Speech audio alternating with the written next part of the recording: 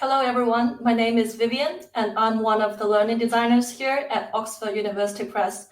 We'd like to welcome you all to today's webinar on implementing the new New South Wales curriculum, Mathematics Years 7 to 10. We would like to acknowledge the traditional owners of the many lands on which we create and share our learning resources. We acknowledge the traditional owners as the original storyteller, teachers, and students of the land we call Australia. We pay our respects to elders, past and present. We also extend that respect to all Aboriginal and Torres Strait Islander peoples joining us today. I will give you a quick overview of how the webinar will run. Firstly, we'll cover the changes to the structure and content of the new syllabus. Next, we will discuss the challenges and opportunities facing teachers and schools as they implement the new syllabus. Following that, I will introduce our product, Oxford Maths 7 to 10 for the New South Wales curriculum. Lastly, we will have a Q&A session to address any questions you may have. I'd like to introduce our presenter for today, Karen Bellamy. Karen is an experienced math teacher. Currently, she is the numeracy leader and head of mathematics at Aurora College, and she is the series consultant for Oxford Maths 7 to 10 for the New South Wales curriculum. Please join me in welcoming Karen.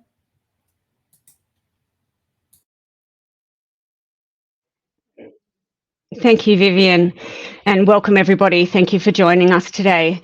I just want to quickly go through the key changes to the structure and content of the new syllabus. Hopefully you've all had a chance to engage with it by now and look at it, but there are quite a few changes.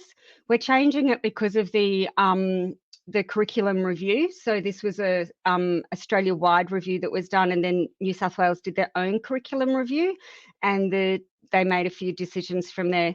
So in mathematics, there's now a focus on working mathematically, and this is actually overarching all of the outcomes rather than just being an outcome that we sometimes tack onto things. It's now overarching every single unit of work that we do. We also have a new flexible pathways, which is core and pathways instead of a 5.1, 5.2 and 5.3, which means that we don't lock our students into a pathway too early so they can access the higher levels of maths in year 11 and 12. So as I said, working mathematically has changed. We have communicating, understanding and fluency, reasoning and problem solving, but we're just making sure that all of that is now a lot stronger and a lot more prevalent in the syllabus and in our teaching. So it's not so much now about being able to regurgitate a formula. It's applying that formula to something new or knowing how to use that formula in different situations. Okay, so as I said, the pathways have changed. We have a 7 to 10 core pathway. Students can be extended individually or as a class, and in one class, you can have a range of endpoints for your students. You might have one student who absolutely excels at algebra, so you might take them right through to the pathways 2 of algebra, or pathways, I think there's only 2, pathways 2 of algebra, whereas in geometry, they may only do the core. So it really makes it easier to personalize that teaching for each student and to build on their strengths. The aim is for students to demonstrate and achieve as many, or all of the core and as many of the pathway outcomes as possible. And they shouldn't be locked into a pathway at the end of stage 4. There should be flexibility for them to move. So teachers have the option of engaging with specific elements of the paths rather than the entirety of an outcome. So this is the structure of it. I'm not going to go through it too much there, but it just shows you how we can go from our 7 to 10 pathway through to numeracy, to standard mathematics, to mathematics advanced and mathematics extension. So we know that we have our strands. They're exactly the same. That hasn't changed. There's a few worded differences, but they're pretty much what we're used to working with. Now, if you'd like to take, I'll leave this screen on for a couple of minutes. We have actually released, or Oxford has released, a guide to the new syllabus. You can download a free guide if you'd like to take a quick picture of that QR code. And I'll just give you a second to do that.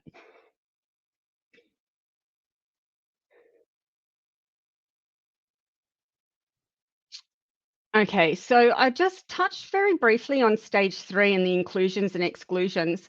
Problem solving is very heavily featured in both stage 3 and stage 4, whereas analysis of geometric and number patterns and constructing and completing number sentences has been removed, as well as locating points on the Cartesian plane.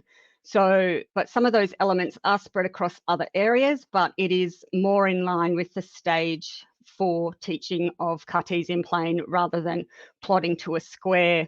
They're plotting to a coordinate instead. Algebraic expressions have also been moved to stage 4, as have properties of circles. This is just this will be in that that handout, and that's just the changes of the syllabus in a summary form. So that's already in the handout, that the QR code from a couple of slides previously. Okay, so what are the challenges facing schools in the lead up to the implementation? We know what a few of them are, but I just wanted to address a few and then give you a few ideas of how you can actually alleviate those challenges. So our challenge one is the knowledge and skill gaps in the mathematics classrooms. And it indicates that there is a gap of between 1 to 5 years in our classrooms, and at times it is widening. So in year 7, we could have a student working at year 3 while another student is working at a year 9 level. This is the literacy and the numeracy and PISA numeracy results, and that's just showing that we are having a steady decline. For students, there are a lot of problems with the skills gaps. We know that we have students who have mathematic anxiety, they have a reduced confidence, they have a reduced engagement because of their confidence and reduced achievement, and it has a negative impact on student performance right up until year 10 and into year 11 and 12, because they've already decided they don't like maths and they can't do it, and they really put their own mental block up there. So this new syllabus is trying to address that in a different way. For teachers, the skill gap can result in an increase in preparation time, an increase in teaching time because you are spending so much time with individual students, a need for good resources, and an increased need to prepare work. And we all know that we are extremely time poor. At the beginning of this year, I researched this, and there were 2,000 teaching jobs that were unfilled across New South Wales. 20% of teachers in Australia are currently teaching out of field, and there's a high rate of burnout, especially since the COVID pandemic. The shortages in rural areas are getting worse. Graduates and early teachers are not getting the support they need, and so they are leaving the profession within 5 years, and that's up to 40%. Okay, our challenge 3 is the pathways to stage 6 and beyond. Traditionally, the pathways are set at the beginning of year 9. So you look at people's results in year 8 and you say, this is what you're going into. We don't have many discussions with the students. We don't know where they want to go, what they're looking at doing, and we lock them in. Pretty much if you come first or second in a class, you may get to move up, or adversely, if you come last or second last, you get moved down. So it's a real challenge to actually be able to move a student once they're set in a pathway for year 9. That will be addressed in the new syllabus very, very well, actually. There's a lot of struggles with the rigors of year 7. I teach at an online school, and our students not only have to learn about all of, being in high school, they also have to learn the online element as well, and it is quite a difficult time for all of them. Parents are less confident about helping their students as well. I'm sure so many of you have had parent-teacher interviews go where they say, "Oh, I go to help my student, but I don't know how they do it anymore," and that happens quite often. And that's something that we're also facing because we don't have that support at home to get the students to actually move forward with their learning. All right, so this is just some information on people that dropped the course or moved across to standard. It didn't differentiate between the two. I couldn't really see. And as we can see, that's quite steady, but you would think that it would, you would think we could do something to actually change that. For 7 years, it hasn't really changed, but it shouldn't be changed. It should be changing. We should be seeing more students being able to stay in advanced maths and be prepared for the rigors of it.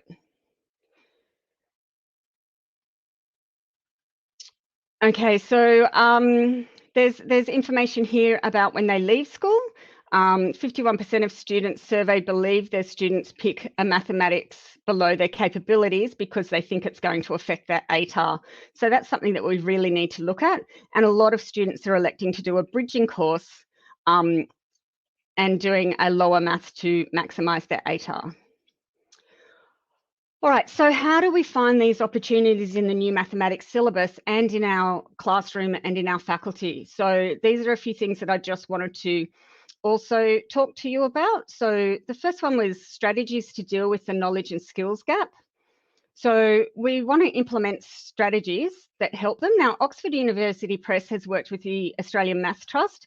There is another Scan Me there, so I'll give you a couple of seconds to scan that as well. But they surveyed 164 maths teachers, and then they did a round table discussion. There is a video of that discussion. I don't have time to show it today, but it is something that I do recommend that you watch at some time. It's quite interesting, and it's from a wide range of schools across Australia. So that's just there. And there's a Scan Me too, so I'll give you a couple of minutes in case you'd like to do that one as well.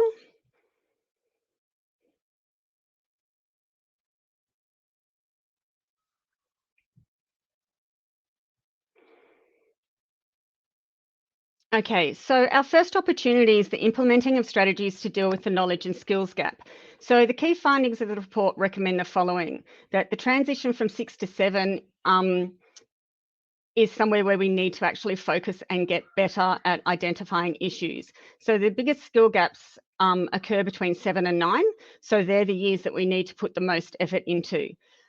Recall of mathematical concepts is very difficult, and this is something that's quite close to my heart, so to speak. I think that our students, they see something once and then they don't look at it either again that year or then again that stage, depending on how it's delivered at their school.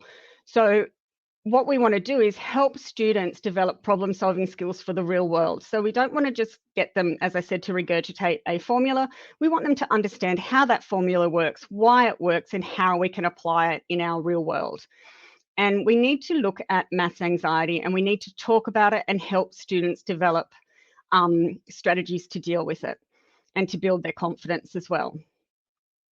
So we need to look at the new curriculum. It is a chance to try new approaches, whether that's with, as we've got here, Desmos, whether it's doing hands-on activities, whether it's doing group work, whether it's involving some AVID strategies, if you know about AVID, whether it's doing some online work or allowing students to choose which way they want to learn, whether it be face-to-face with you, online with a computer, and I mean in your classroom as well, obviously, but having groups where they're working at in different ways. And Oxford's book, and what Vivian will take you through later, will actually show you a way that that's addressed with the new textbooks with Oxford. So it's quite exciting to see. So we want to look at, especially with individuals, to get rid of that anxiety, focus on those small wins and celebrate every small win. Anecdotally, I have a set of twins, and my boy is extraordinarily gifted, and his sister has always hated maths, but she's hated maths because I think she's always compared herself to him. But we've focused for the last 2 years on just her achievements and what she's doing, and she's actually really enjoying her maths now and achieving at a better rate. She's happy to answer questions where at the beginning of last year I could not get her to answer a question at all. So it's just those little things of celebrating those small things, correcting mistakes in a nice way where they're not going to feel like they're incompetent. And acknowledging your own mistakes if you make them too. Students appreciate that. Okay, so strategies for getting help and support and working together despite this, the staff shortages. So you want to reduce, reuse and recycle. What we mean by that is you've got programs, you've got units of work, you've got everything there. Use what you can and then add to it. Access online resources. You know that NES has put information out. The Australian Maths Trust, AMSI, ACARA, the Maths Association of New South Wales, they all have resources that you can use. Ask for support and let other people know when you are struggling. Access your teachers' networks. Manswa has meetings, they have local meetings. They also have a wonderful team who would happily help you with anything that you need. And it gives you a chance to meet like-minded teachers and grow your network. Don't forget, you know, things like the Manswa conference. You meet a lot of people there and you get a lot of opportunities. So discuss adopting a whole school approach to curriculum planning. Try and make sure that, you know, in maths, if you're doing graphing, see if you can line it up when science is doing graphing, or they do graphing just after you so they can consolidate what you've taught already. Have a clear plan for using the mandated hours that we've been given and make sure that each of your teachers or you as a teacher know what's expected of you to do in that time that the government has said we must use if you are in a state school. Support your grad teachers. Our grad teachers don't like to say that they don't understand. They already know they're beginning teachers. They already know that they have a lot to learn. So give them a mentor, give them someone that they can go and talk to about the crappy lesson that they have. Let them know that there's someone there, and not just you, the head teacher, if you're a head teacher, but someone else who they can talk to, and they don't have to go, oh, this is my head teacher, I had a really bad lesson today. They may not want to do that, and having someone else to talk to will assist them and make them realize that everyone's been through it and everyone still goes through it. Embrace the flexible pathways. Don't lock your students in Year 9. Explore their strengths, build on them, and let them choose their pathways. Now, what you'll see with Oxford when Vivian takes you through it is that we actually have 3 symbols, and the students can be told to follow each one of those depending on what level they're at. So you can say, table 1, I'd like you to do the triangle questions, table 2, and table 3, etc. And then you can have some people doing individual work while you are working with a group to extend them, or you're working with a group to bring them up to speed. Plan your work and work your plan. So that just means that you're regularly having conversations to your students about stage 6 and what you're studying and whether you think it's something that they need to be doing, whether what their plans are after they leave school. Just make sure you're always having those conversations and you know where they're going. They will appreciate it too. Adopt good habits from Year 7. This is something that I personally, again, believe very strongly in. Get students to complete a survey and to find out what kind of learner they are, and give them appropriate learning opportunities at different times. So, we've got our visual, auditory and kinesthetic, I can never say that word. Set regular small amounts of homework, teach students how to study, and teach students how to make summary sheets with annotations. So all of those things will set them up for success in Year 11 and 12. Now we have some further considerations. We have our Aboriginal and Torres Strait Islander people's perspectives embedded into the curriculum now, but there are a lot of places that we can go for that.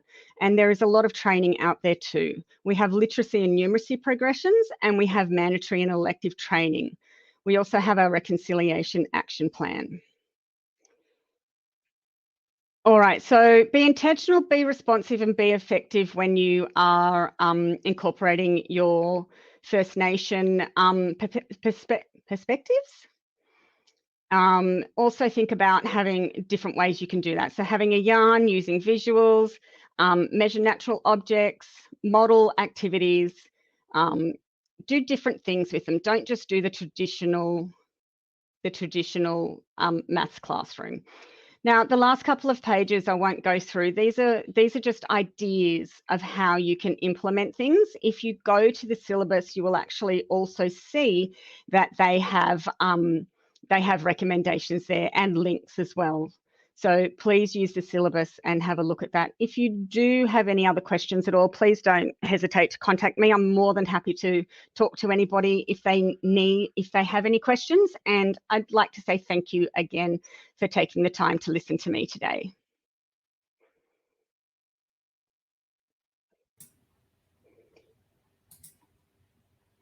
Okay, thanks, Karen. Today, I'm delighted to introduce our new series, Oxford Math 7 to 10, for the New South Wales curriculum. This is a brand new teaching and learning resource, purpose-written for this version of the curriculum. It is designed to help you deliver differentiated instruction that meets the needs of all your students and helps you engage them and make it accessible for everyone. You have the flexibility to choose how you use this resource. We have published it as a blended product that is print plus digital. You can opt for the print plus digital version or choose the digital only option with our digital O-book. We're publishing one book for each year level. That means there's only one book for year 9 and one book for year 10. And I'll show you how we cover all the core and math content in stage 5 in 2 books later. If you're using our products digitally, we'll give you free access of both books within the stage. That means if you use the year 8 book, you have digital access to both the year 7 and year 8 books. And similarly, if you're using the year 9 book, you have digital access to all the stage 5 contents as well. So now let's have a look at some book features. Each chapter begins with a highly visual opening spread, which includes a list of topics covered in the chapter. It also outlines the prerequisite skills required for each chapter, ensuring that students have the necessary foundation before engaging with the new content.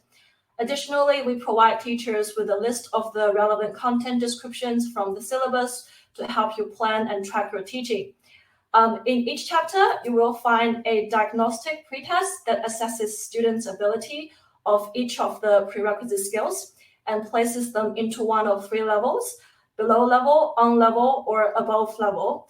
Based on the pretest result, the digital platform generates a personalized learning pathway report for each student, guiding them through the exercises and activities in the chapter. Interactive skill sheets are also available to help students address any gaps in their prerequisite knowledge, and I will show you how that works in a moment. Each section begins with clear learning intentions for each topic, presented in plain English. Since this series was designed as a continuum from year 7 to 10, we provide inter-year links that allow for connections to related topics from stage 3, labeled as support content in the book, all the way up to year 10. Each section contains theory diagrams and simple explanations, with theory sections indicated by a blue background and work examples highlighted with a yellow background. To further enhance understanding, we set think and write in 2 columns so that students not only see the steps to arrive at an answer, but also understand the thought process behind it. And there's a video for every work examples that guides students through the theory and examples in the form of someone just thinking through and working out the example. And there's over 700 example videos in total. Before starting the exercises, students can read the helpful hints section. This includes additional information that may not be covered in the theory, but proves beneficial as students tackle the questions. For example, a useful hint might be always use the exact value of pi on your calculator until the very last step before rounding it to the desired accuracy. These hints prepare students before they begin working through the exercises. And at the beginning of each exercise, there's 3 different learning pathways with different focus. They're represented by different shapes, so you can assign them to your students based on their strengths and weaknesses. And at the end of the exercise, there are links to additional online resources such as investigations, quizzes, and worksheets. Each chapter includes a checkpoint quiz at the halfway point to ensure students have grasped the first half of the content before progressing to the second half. There's an online auto-mark quiz as well that contain different questions. At the end of each chapter, there's a very visually appealing and colorful 1-page summary of all the key content in the chapter. In the Year 7 book, there are 10 chapter summaries to go with the 10 chapters. And you can print them out, and they're available as PDFs, so you can have a 10-page mini summary book of all the key content for Year 7. In the beginning of the chapter review, there's a Quizlet revision set online and a mathematical literacy section in the print to support students in their mathematical literacy and understanding of all the key terms before they start working on the questions. And on top of that, there's 2 class tests you can download as Word files and an online auto-marked chapter review quiz. So we have multiple choice, short answers, and analysis questions in each chapter review. The multiple choice and short answer questions are tagged with corresponding topic numbers to test fluency of key skills with precision. The multi-part analysis questions incorporate concepts from the whole chapter and is designed to foster students' ability to work mathematically and make connections across topics. And at the end of each chapter, there's also a chapter checklist. They're available both in print and online that allows students to monitor their own learning. Furthermore, each book includes 2 semester reviews covering the first and second halves of the book. You can use these questions in your classroom however you like. In addition, we are also providing online NAPLAN tests for Year 7 and Year 9. Additionally, we have included 2 spreads in each of the 4 books, specifically designed by the Australian Math Trust. These spreads contain extended low-floor, high-ceiling problem-solving questions that are accessible to all students and challenge them in unique ways. Before I move on to the digital features, I'd like to spend a little bit of time to show you how we cover all the path content in Stage 5 in only 2 books. So in the book, you'll see blue, purple, and pink ribbons and tags in different places. We use blue to tag standard content, purple for advanced, and pink for extension. And you can see these tags in the table of content in front of individual questions, in the checkpoint and chapter review quiz, and in the chapter opener, topic list, curriculum links, and on top of individual pages to help you identify the content. And I'm just going to zoom in a little bit so you can see. This is a draft table of content for Year 9. On the bottom left, you can see a couple of purple tags and a couple of blue tags. I'll just zoom in a little bit. So the purple tags means these sections are relevant to the advanced pathway. And you can see in 4E, there's both a blue tag and a purple tag.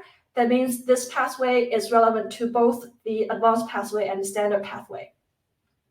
I'm just going to show you a couple of more snips from the book. And this is a snip of some pages from the Year 9 book. And you can see for core, there's no ribbon on top. And pages related to advanced content have a purple ribbon on top. And in the last column, there's 2 ribbons stacked together. That means the topic is common to both standard and advanced pathway. In addition to the printed resources, we also offer a digital product called Oxford Digital. Oxford Digital features an enhanced e-reader with hotspots to all of the interactive resources. So everything in the with a blue icon, you can just click on them. The Oxford Dictionary is built in for free. You can also make notes and share them with your students. You can group student, assign homework, and monitor student engagement as well. Auto-marked assessments can be assigned as well. It is worth noting that all the math assessments are auto-marked, and the results are shared with both you and your student through a report page, which we will see later. We have integrated content from our partners in both the print and digital products. For example, the Australian Math Trust spread I just showed you, and we have Desmos calculator embedded in the online book, and Learnosity to power our online quizzes, and we'll see soon, which we'll see soon, and the Quizlet review to review key terms. We're thrilled to announce our new partnership with Clickview, which allows us to create and embed over 350 brand new key content videos. These videos align with the textbook and cover every content description in the New South Wales curriculum. Ranging from 3 to 5 minutes, these videos provide students with a deep understanding of the theory that static image alone cannot achieve. We'll see an example of this soon. The first 100 key content videos for stage 4 will be launched in term 1, 2024. For any remaining gaps in the content, we will provide links to existing Clickview videos. You will need an existing subscription to access these resources though. However, we will continue to develop and incorporate more key content videos into our product over the next few years, which you'll be able to access directly within our product. Now, let's just move beyond the description and take a look at the digital platform. I'm just going to change to a different view. So I'm going to be demonstrating a sample teacher account that we have created for Oxford Math 7 to 10 New South Wales curriculum. We decided to present today's digital product walkthrough as a video rather than a live digital demonstration, as we are short on time, but you will be able to access and have a play with live samples of everything I'm about to show you in your own time. And after today's session, we will provide you a copy of today's slide, as well as the login details for the digital sample. So I'm going to start this. So this is the home page of Oxford Digital. To log in, I'm just going to click on the sign in button. And then I'll just type in my login detail as a teacher. Now I have signed into my library, so every book I have access to will be displayed here. So currently we have only loaded 2 books here. One is the guide to the new Mathematics 7 to 10 syllabus for New South Wales, where you can see a detailed comparison of the old and new syllabus and see what has been removed, what has been added. And also we have the sample chapter for Oxford Maths Year 7. And I wanted to point out there's an old book offline button at the bottom. This replaces PDF download. And if you click on it, you'll see the detailed instructions on how that works. So I'm just going to close that now and go back to my library. I'm going to launch my book by clicking on the cover. And this is the home page for the book. And the text is just a brief overview of the key features of this book. And you can scroll up and down to see all the text. And on the top, there are a couple of tabs that allows you to access things faster. I'm just going to launch the book by clicking on the read button. And on the right, there's a pink icon that allows you to download the book for offline access as well.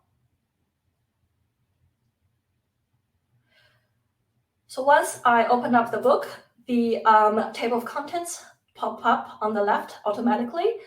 You can close it down to just see things at the chapter level, or you can just close the whole thing down to have a bigger view of the book pages.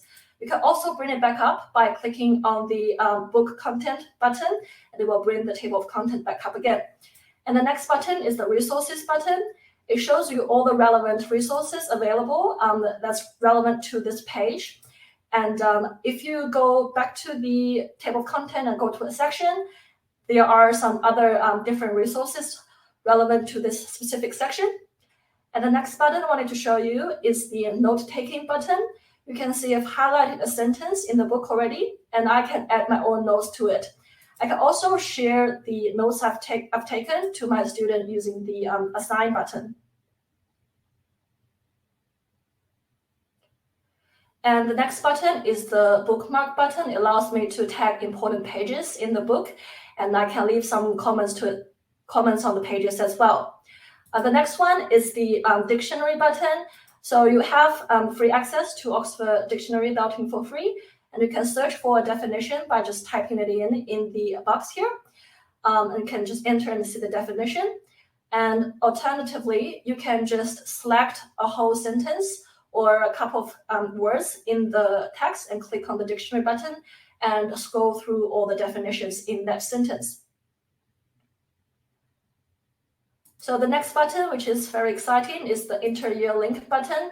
So currently you can see there's only one resource here. It's called level support. So this is the stage 3 support content that's relevant to this specific section, 3A fractions. Currently we only have the support content loaded, but once we finalize year 8, 9, 10 books, all the relevant content from those year levels will appear on the left panel as well. And you can assign those content to your students. I'm just going to click on that and show you how that works. So once you click on that, it will take you to a new page. So for the stage 3 support content, there's no actual book pages. So this is just a static image. But for the inter-year links to other year levels, this will be the actual book pages. And you can see the theory and all the exercises is just like a normal textbook. And on the bottom, you can click the resources button and see all the relevant resources in other year level as well. And you can assign both the resources and the pages to your students if they need it. And the next button is the magnifying glass. It allows me to zoom in on my pages and reset it to 100%. The next button is our calculator. We have the scientific calculator and the Desmos graphing calculator, which can be very helpful for the stage 5 algebra content. And you can also go between pages using the left and right button. Now I'm just going to quickly show you how I assign homework to my students. Now I'm just going to assign, I can select multiple resources to assign to my student, but I'm just going to assign one pretest to one of my students now. So I go to the resources panel and I can tick on this specific resource I want to assign. And then I can click on the assign button. The system takes me to a calendar where I can set a date for the assignment. And then I can select which class, which student or which group I want to assign this homework to. After I click apply, the system will automatically generate a name for the assignment, but I can also manually just type in any name I want the assignment to be called. And I can also send an email notification to all of my students to remind them this homework is coming. I'm just going to type in a short message to my student to tell them what I'm trying to assign them to do. And I can just send and confirm and send the assignment out. And before I log out of the teacher account and log back in to show you the student view, I'm just going to quickly show you a couple of videos in the resources button under the resources panel. So I'm going to section 3A to show you one of the key content videos. We are still in the process of making this video, so this is just a sample video for reflections and rotations. It's not for fractions. And these videos are generally pretty long, 3 to 5 minutes. So I'm just going to show you a little bit of that video so you can have an idea of how it looks like.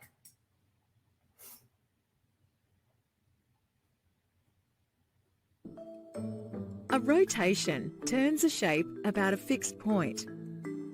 To perform a rotation, 3 details are required. Firstly, the centre of rotation, usually the origin or a coordinate. Secondly, the angle of rotation, between 0 degrees and 360 degrees. And thirdly, the direction of the rotation, clockwise or anti-clockwise. When performing a rotation, identify a single point to concentrate on. This is called the point of focus. After rotating one point, for example, point A, you may be able to determine the position of the other rotated points in relation to this point.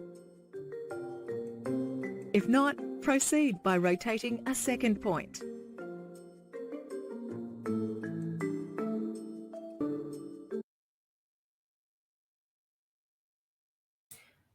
Okay, so I'm just going to stop there. Also wanted to show you a worked example video where we walk through the process of how we solve the example question. And I'm just going to launch it by clicking on the blue icon in the book.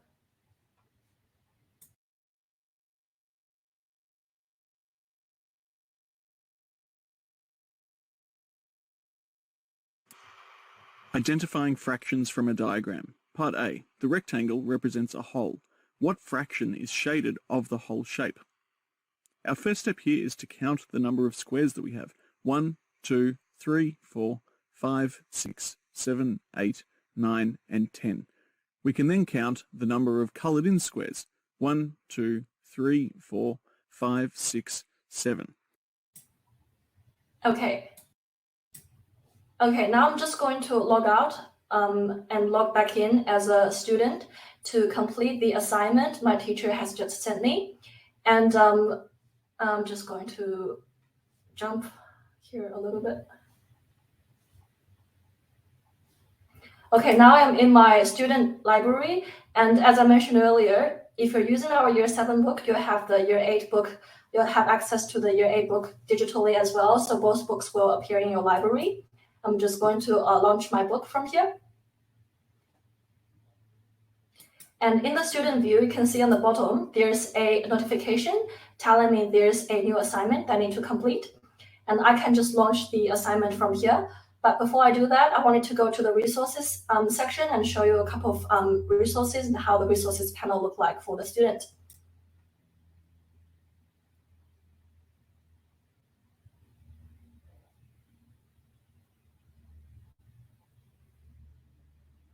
And you can see there's many different resources available, and you can just use the filter on the left to select the specific resource you want to find.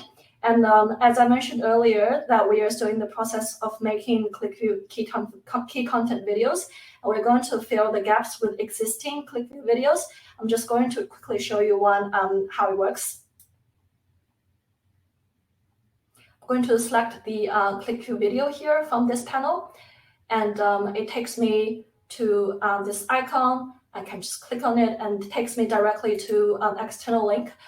It's a Clickview video on divide by a fraction, and you can see it's a rap song about how to divide a fraction by a fraction. Okay, I'm just going to go back to my student view.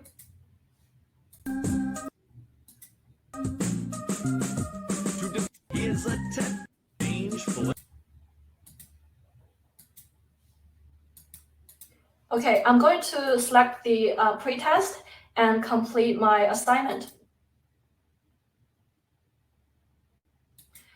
You can see there's many questions in the pretest, and they're all in different question types. There's multiple choice. There's ordering different options, drag and drop, coloring in the blocks. There are also direct answer entry, true or false, and in stage 5 there will also be some graphing questions where students can play with the graphing calculator. And there's 5 questions for each prerequisite skill. So there's 5 skills in this chapter. So there's 25 questions in total here. For some chapters, there are 3 or 4 prerequisite skills, so there will be 15 or 20 different questions in total. And these options in the multiple choice questions are shuffled, so they're not exactly the same every time. And once I complete the test, I will submit it, and I can see my result straight away. And I can see that I have got 9 questions right and 16 questions wrong, and only got 36%. And by clicking on the review result button, I can see a question by question breakdown on which question I got right, which question I got wrong, and which question I got partially right, along with all the correct answers. So after I close the details of the pretest, I can also see that the system believes that I'm doing very well on highest common factor, doing okay on level for number lines. And I really need to work on benchmark fractions, adding and subtracting whole numbers, multiplying and dividing whole numbers.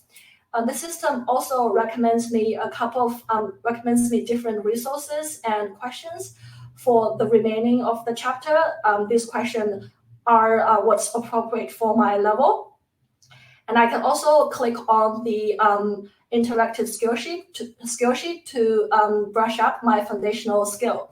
So I'm going to click on the benchmark fraction skill sheet now and show you how it looks like. Each interactive skill sheets have 2 pages. So the first page is called Learning the Skill. There are some theory and there are some questions where students can play with and check if they got the correct answer and see if they really understand the concept. And there's also there's many different question types, and it's kind of quite interactive.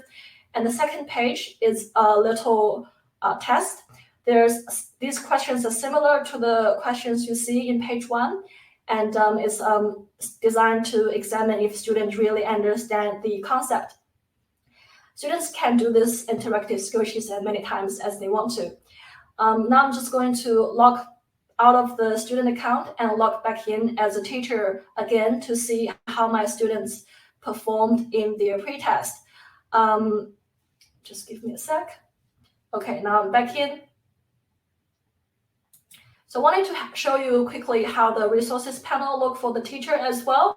There are more resources for the teachers, and some resources are hidden from the student until the teacher assigns it to them. For example, you don't want your student to see their work solutions until they've tried the exercises. And also there are some teacher-only resources that you can just select. You can find them by turning this tab on. And the next button is the assigned work button.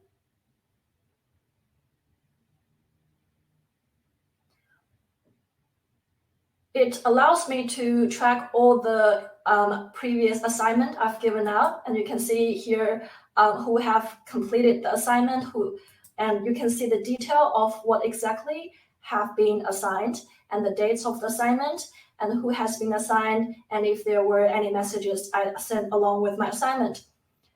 The next tab is the reports tab. So there are 3 types of reports. The first one is called the assessment report. This reports against the pretest, the chapter review test, the checkpoint, and the topic quizzes at the end of each topic. And you can use the turn on and off the color coding to see which student is above, on, or below level. If you're assigning your students resources in other books, you can also see their performance in the inter-year link report. The next report is the curriculum report.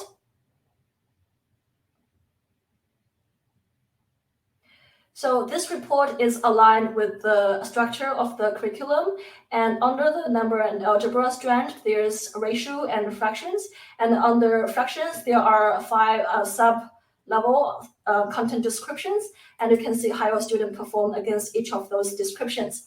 And the last report is the skills report. It tells me how my students perform against each of the prerequisite skills.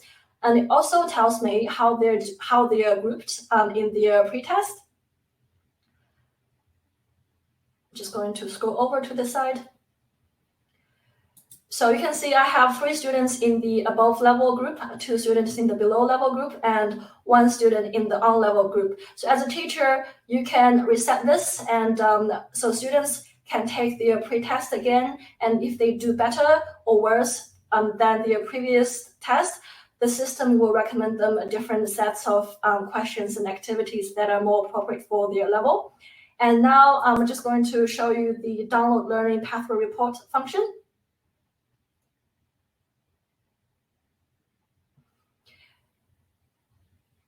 So it opens up as a PDF, and it tells you what activities are recommended to your students, and what skills your students have, and which level they are grouped in. Okay, so that's a brief tour of the online component of Oxford Maths New South Wales curriculum and Oxford Digital. I'm going to go back to the slides. I'm going to pass over to our New South Wales sales consultant, Kelly, now, who will take you over the pricing and availability dates of the series.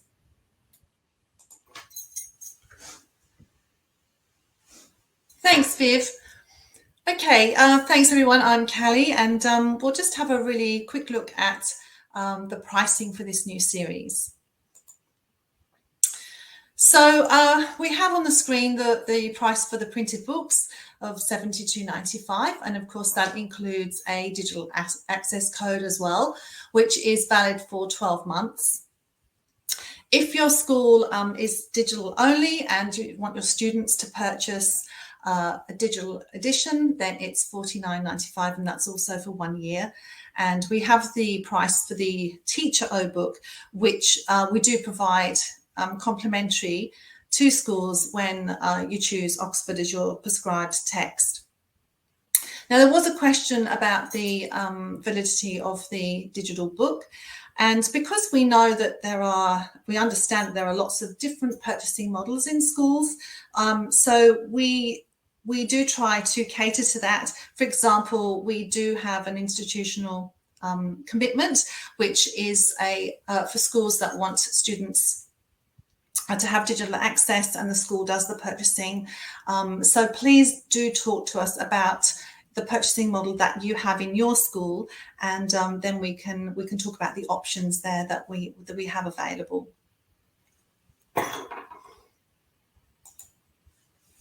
And if you do want to get in touch in terms of anything that you've seen today, or to talk a little bit more about pricing or having a look at some materials to evaluate, then my details are on the screen, my email and my phone number, and I'll be very happy to help you.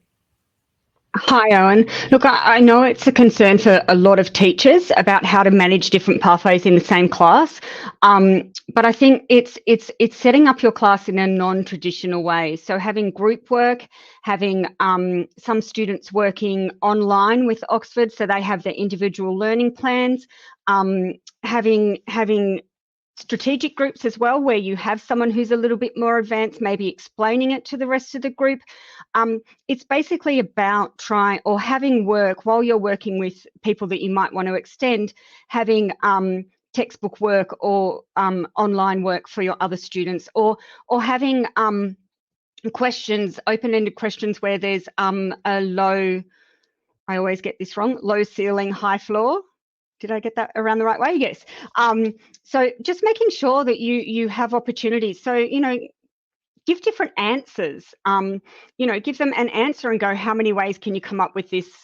How many ways can you come up with this answer? So it's all about giving them chances to explain, giving them chances to extend and explore and discuss. And it's just approaching it differently. It's not approaching it in a traditional way where you have two rows of, where you have rows of two kids next to each other. Put them into groups, let them work together, let them access online instruction at times as well, and work your way around as you need to. Have work planned for people that can work independently, and work with the ones that you need to extend or the ones that you need to bring forward. Does that help at all? Thanks for taking that, Karen. I'm just going to answer the question from Erin on if the Stage 5 textbooks cover all the pathways. Yes, so we have one book for Year 9, one book for Year 10 that will cover all the content in the syllabus, including core, advanced, extension, and standard, and they will be tagged. And if you're using one of the book, you'll have digital access to the other, so you have access to everything. So we're still working on the prints, and we're expecting them to be ready, start the Year 7, 8, 9 books to be ready, available online as digital page proofs in September, and the Year 10 book will come shortly afterwards.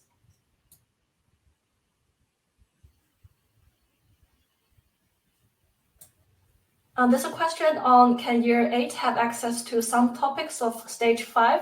So for Year 8, you can have access to all the Year 7 content through the library, and you can access some relevant topics to Year 9 and 10 using the inter-year links, though it wouldn't be a whole book. For example, that means if you're teaching the linear algebra content in Year 8, you can access all the relevant content in Year 9 and 10 on linear algebra, if that makes sense. I'm not sure who's still here, but as a teacher and a head teacher of a faculty, I have to say that I'm very excited about the online component of the Oxford textbooks. The fact that, we're meant to pretest all the time, we do at our school, but this then comes up with a learning plan for each student that they can follow, which can be components of online, it can be components of face-to-face, and it can be components of self-directed. And I don't think there's anything out there that matches what Oxford is offering at the moment. All right. Thank you, everybody, for coming to our webinar, and we'll end it now. Goodbye.